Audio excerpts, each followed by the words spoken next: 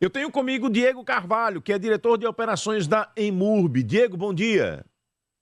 Bom dia, Narciso, tudo bom? Tudo em paz, graças a Deus. Muito obrigado por sua participação, viu, Diego, por ter topado esse nosso convite. Você está na diretoria de operações desde o início do governo Emília, é isso? Perfeito. A Emília fez esse convite. Eu sou servidor público do Ministério Público Estadual e vim requisitado aqui para contribuir na gestão agora de Emília e poder ajudar aí a todos aí, a população aracajuana.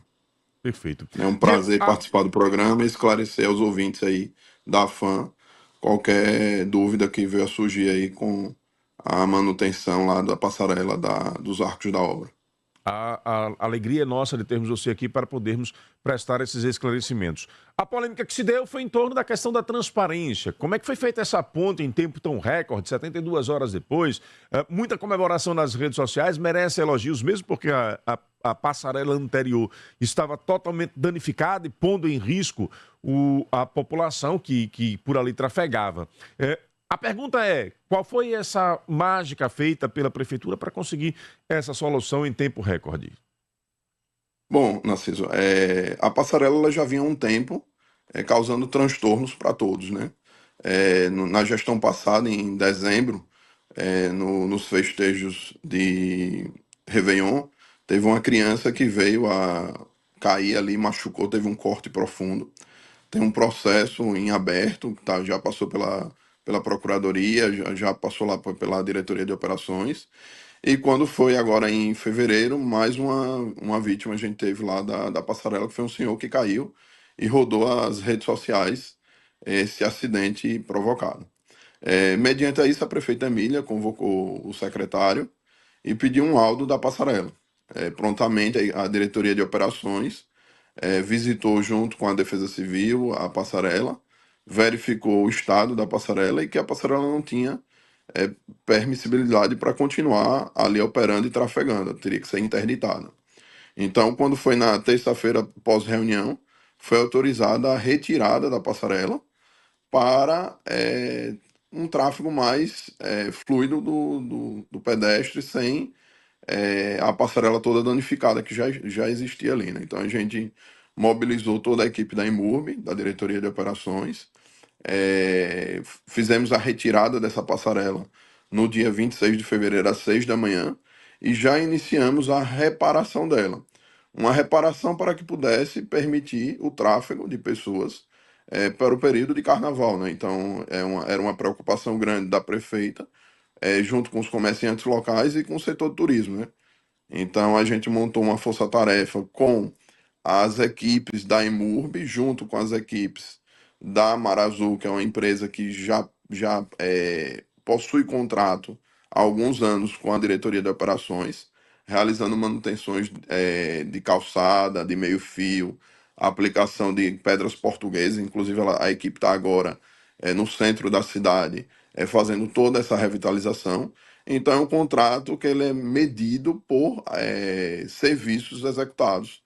Então, um contrato guarda-chuva que a gente já tem há alguns anos na diretoria de operações, e a gente juntou com saldo de outras obras que a gente recebe na diretoria de operações e montamos, olha, o que é que a gente tem aqui de saldo de outras obras, o que é que a gente pode fazer uma manutenção que entregue algo para não ficar apenas na areia batida. E aí as forças de todos, né? Tanto o empenho da equipe da Imurb, o empenho da equipe da Mar Azul, a gente fez um cronograma de obras 24/7, então tinha equipe trabalhando pela manhã, equipe trabalhando pela madrugada, e a gente, graças a Deus, conseguiu concluir em 72 horas, né? No sábado já foi possível é, o turismo já utilizar a passarela. Então, foi a utilização do contrato da empresa Mar Azul. Isso. A Mar Azul ela tem um contrato com a diretoria de operações, com a Imurb, que faz assentamento de meio-fio, que faz correções de calçada, que faz assentamento de manutenções de a parte fluvial de drenagem. Então, é um contrato gigante que a gente tem já desde a gestão passada.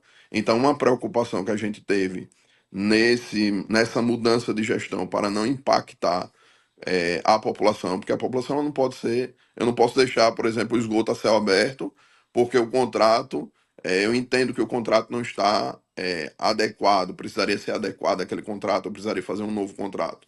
Então, o que foi que a gente fez com todos os contratos da diretoria de operação? A gente renovou por 3 meses, entre 3 e 5 meses, para avaliar os contratos, analisar os contratos e, posterior, fazer uma nova licitação se a gente haja visto identificar algum vício em algum contrato.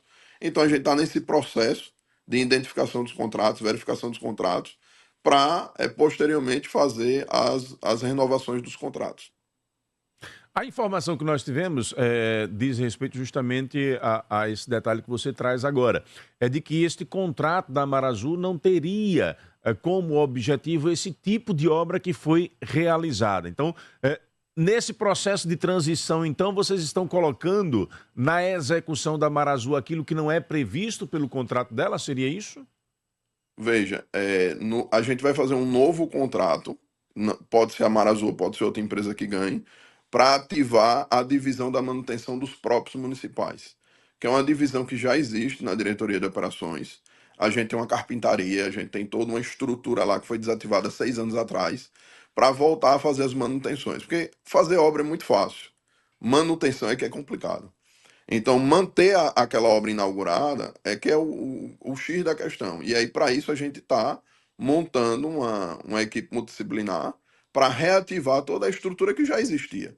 Então, essa estrutura que, por exemplo, eu tenho uma carpintaria com todo o maquinário, inclusive toda a madeira que foi retirada da passarela, ela não foi jogada, ela foi armazenada, foi enviada para a carpintaria para que essa madeira da passarela toda possa ser reaproveitada em praças, em bancos, em estruturas dos próprios municipais de Aracaju. Então é uma visão diferente, uma visão não que o lixo é lixo, uma visão de que todo o material ele pode ser reaproveitado para que a gente possa ser reutilizado de uma maneira mais eficiente. Então eu venho para ajudar nesse formato, numa visão pública da coisa, entendeu? Então o contrato da Amarazul contemplava fazer naquela obra, a gente utilizou a Amarazul para fazer. O que não contemplava, a gente utilizou nossa equipe para fazer. Então, como eu disse, foi uma força-tarefa, unimos forças. Então, por exemplo, a gente tem a usina, vou dar um exemplo com relação ao chuveiro. Pessoal, o chuveiro, como é que no tempo recorde colocou automação no chuveiro? A gente tem a usina de asfalto, a gente tem um técnico em eletrônica lá, a gente tem equipamentos lá para a usina de asfalto, a gente pegou parte de comandos eletrônicos e colocou utilizando o know-how daquela pessoa. Então, um dos trabalhos que eu fiz quando cheguei na diretoria de operação foi conversar com cada colaborador e ver o currículo, conhecer o que é que aquele colaborador pode entregar para a prefeitura de Aracaju. E foi isso que foi feito na reforma ali da passarela. Perfeito. Aproveitando a oportunidade, meu caro Diego, com relação à operação Tapa Buraco aqui em Aracaju, como é que está essa operação? Como é que tem sido feito esse planejamento? Veja, a Operação Tapa Buraco, ela hoje está suspensa. A gente está apenas tapando os buracos das manutenções de drenagem e de esgotamento sanitário que a gente, porventura, tem que abrir uma rua, tem que fazer uma limpeza de um bueiro e que a gente precisa asfaltar aquela rua que foi feita aquela manutenção, porque a gente está em processo licitatório comprando os agregados. Então a gente tem foi entregue para a gente a diretoria de operações sem agregados e o processo licitatório ele demanda um estudo de viabilidade, um estudo de cotação orçamentária para que você não tenha um preço inexequível e junto com tudo isso seguir todo o trâmite burocrático da licitação. Então isso já está num processo de publicação desse edital, então a gente já transpôs todas essas barreiras de cotações e de levantamento, e assim que chegar o material, a gente deve iniciar a operação tapa-buraco e a operação pavimentação de ruas. O Leônio pergunta aqui: o pagamento vai ser feito por metro construído, já que a Amarazul é para assentamento de meio-fio? A Marazul, ela tem uma planilha orçamentária, e nessa planilha orçamentária a gente tem todos os escopos. Então é feita uma medição pelo fiscal, e aí o fiscal, por exemplo, o que foi de meio fio, aí a gente vai medir o que foi de meio fio linear. O que foi de assentamento das pedras, vai medir pelo assentamento. O que foi de concretagem, que a gente teve que fazer uma concretagem ali atrás dos arcos, já estava aquelas placas bem danificadas, e algumas foram danificadas pela passagem dos caminhões, retirando todo aquele material da passarela. Então foi feita uma concretagem ali no fundo. Então existem itens por ações executadas. A exemplo de valores, por exemplo, no OSSE, se a gente fosse pegar tudo que foi feito naquela passarela e fosse contratar uma empresa para executar aquela passarela, eu estou com um valor aqui aproximado de 160 mil, custaria aquela passarela se a gente fosse licitar ela e se fosse executar ela num trâmite burocrático e contratando uma empresa para executar. O levantamento preliminar que a gente fez, isso está abaixo de 100 mil já. Então, por quê? Porque a gente usou material pré-existente, a gente utilizou equipe nossa e a gente utilizou o contrato da Marazul. Perfeito. O Wallace diz aqui, quanto aos outros acessos e passarelas, vão ser reformados neste mesmo formato? Então, Narciso, a gente não tem, lembrando, né, o intuito era tirar a passarela e entregar algo rápido para a população usar. E como eu disse, foram materiais que a gente tinha de sobra de outras obras. Então a gente não tem esses materiais para fazer as demais passarelas. Então as outras passarelas, a gente muito provavelmente vai ter que ou fazer uma licitação de uma obra ou fazer uma licitação de compra de material. Então aí isso vai ser avaliado mais para frente com o secretário Sérgio, que é o secretário da Imurb, o presidente, junto com a prefeita com relação às demais passarelas. A passarela que fica ali em frente ao Caranguejo, a gente removeu ela. Assim, o pessoal não deve ter notado, mas no mesmo dia, no dia 26 de fevereiro, que a gente removeu a passarela dos arcos, a gente também removeu a outra passarela que estava danificada com risco de acidente. Foi feita toda a remoção, a limpeza da área, só não foi feita construção porque a gente não tinha matéria-prima para isso, entendeu? Perfeito. O Cristiano diz aqui, pergunta quando vão resolver o buraco que nasceu no corredor de ônibus da Heráclito Hollenberg, na área do São Conrado, que está isolado já há dias. É o Cristiano do Nova Liberdade. Aquele buraco, lá na diretoria de operações, a gente tem uma fábrica de pré-moldados, né? Então, pouca gente sabe, mas todas essas tampas são produzidas no galpão da diretoria de operações. E aquele em específico, ele tem uma medida que a gente não tem na fábrica de pré-moldados pronto. E como ali passa ônibus, a usinagem desse pré-moldado junto com a cura demora entre 15 e 25 dias. Então já foi produzido, a gente colocou uma tampa numa medida diferente, um paliativo, para que não ficasse o buraco exposto, mas ele não permite passar o ônibus, por isso que está isolado. Mas a equipe já foi tirada as medidas, já foi produzido essa tampa, está aguardando a cura para o assentamento dessa placa. Perfeito. Tem outro ouvinte que mandou áudio para interagir contigo aqui, Diego. Estamos dialogando aqui no Jornal da Fã com Diego Carvalho, que é diretor de operações da Emurb. Põe o povo no ar, Wendel Lessa. Bom dia, Narciso. Bom dia, ouvintes da Fã FM. Gostaria de aproveitar aí o ensejo do diretor da Emurb e fazer uma pergunta a ele, já que teve uma repercussão, é uma emissora co-irmã, eu não sei se teve aqui também na Fã, a respeito das pontes que liga Aracaju à cidade vizinha. Temos ali do Marcos Freire, né, do João Alves, temos a da Barra, temos lá de São Cristóvão, ali perto da UFS. Eu gostaria de saber dele, de quem é a responsabilidade, se um fica jogando para um, outro jogando para outro, se é a responsabilidade dessa ligação da ponta, até mesmo da manutenção asfáltica em cima, com relação a acidentes e todo o contexto das pontes, se são das cidades vizinhas ou se essa manutenção é da Prefeitura de Aracaju. E aí, aproveitando aí também, reforçar aí quem for responsável naquela ponte que liga ali o Marcos Freire 2 ao Porto Dantas. A cabeceira da ponte ali está de deixar a desejar, né? Vamos esperar primeiro acontecer um acidente grave para agora ir resolver, né? Um bom dia a todos, Adam Moto. Bom dia, Fã FM, bom dia, Narciso Machado. Vamos primeiro para a resposta, meu caro Wendel Lessa. Adam, obrigado pela sua participação.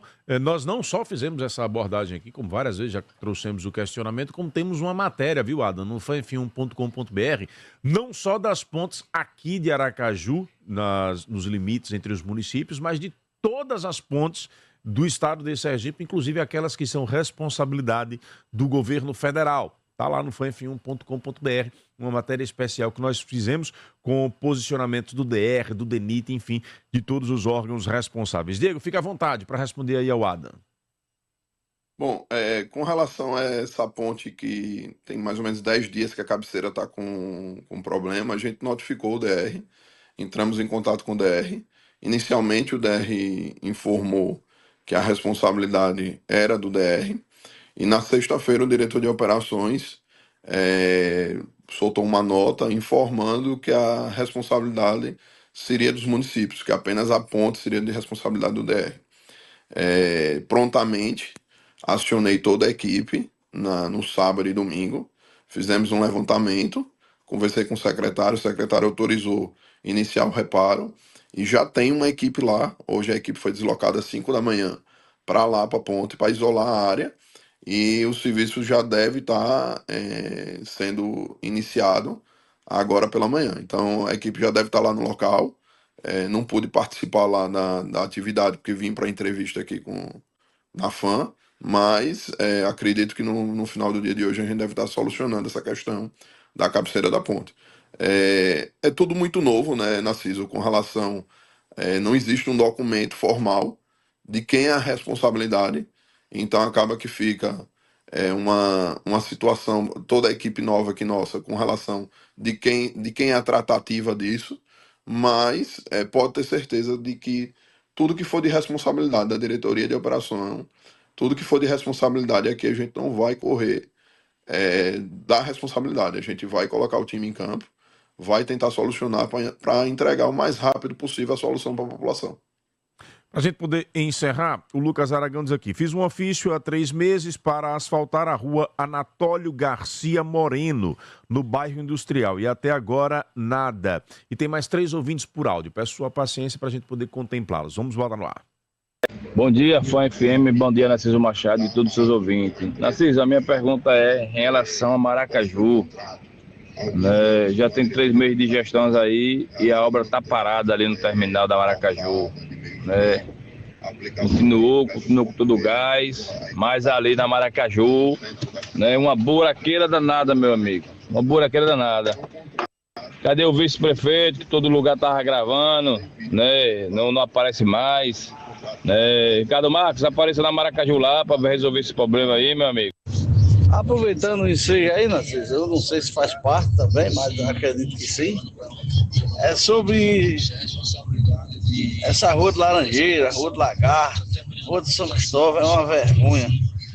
Aí eu quero saber aí o que vai ser feito aí nessa nova gestão ainda, porque a rua de Laranjeira para andar, meu irmão, é complicado. A rua de São Cristóvão é a mesma coisa. E a rua de Lagarto eles falam. Bom dia, Narciso. Fica à vontade, meu caro Diego. Com relação à parte de obras, fica a cargo, Narciso, da diretoria de obras, lá com o Walter. Com relação à pavimentação que o outro ouvinte comentou, a gente, como eu disse, a gente já tem um projeto, são 55 ruas que a gente já mapeou que tem necessidade de pavimentação, e a ideia da gente é, com a chegada desse material, com a finalização da licitação, a gente iniciar o processo de pavimentação dessas ruas.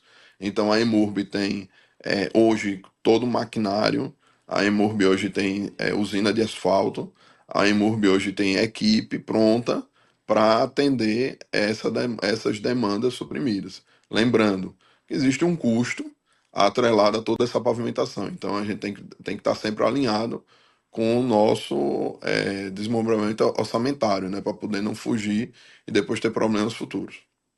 Perfeito. Diego, muito obrigado pela sua participação. Espaço sempre aberto aqui no Jornal da Fã. Muito obrigado pela transparência e por ter vindo responder aqui aos nossos questionamentos.